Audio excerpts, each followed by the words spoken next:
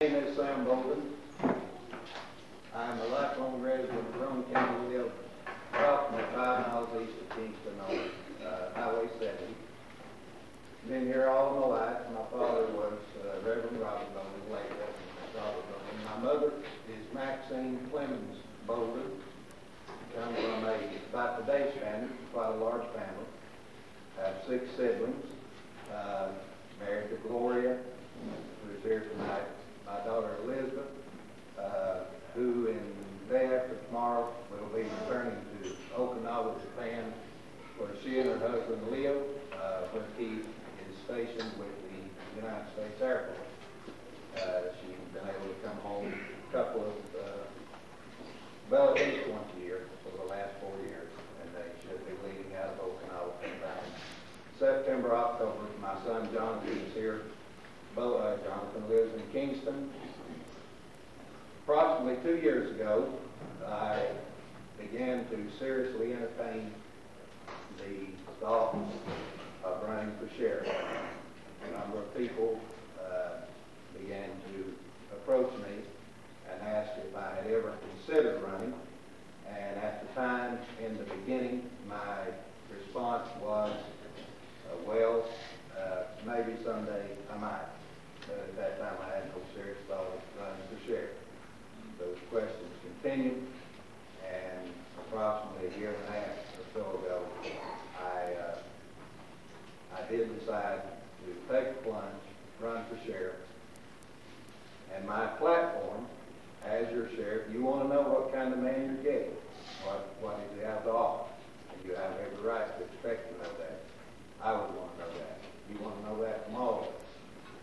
I offer you, and in the beginning, by the way, when I set my platform, I made a commitment that I'm not going to deviate from it, going to preach it, same message all the way through. My platform is credibility. Didn't say that I'm perfect, never been perfect a day in my life, and for those of you who are, would you please remember me? But I haven't been, and none of us have, and we might as well be honest and be candid about it. None of us have. But I do offer credibility. I can tell you that I have a reputation of being an honest man, a hard-working man, a law-abiding man, a man who will keep his word, a man who will do what he says, and regardless of the consequences. Sometimes what we do is unpopular. And I can tell you that, and I can tell you this honestly, that during this campaign, I'm sure, lost a few votes from people who may have otherwise voted for me if I had answered the way that they wanted me to answer, or respond the way they wanted me to respond. But I've made this comment at least 1,000 times in the last year. I'm not going to lie to you to get your vote. I'd like to have your vote, but I don't want to run into you 4 months after the election at the food city or the grocery store or the drugstore, and you nudge your wife and say, there's the man that lied to me, and get my vote. My reputation is very important to me. If I can do it, I will. If I can't do it, I won't. If I'll tell you that I'll try, I'll try. Won't lie to you with that. I'll give it my best shot. But I do offer you credibility. Sadly, there is a perception among many people that most, if not all, law enforcement officers are to some degree corrupt.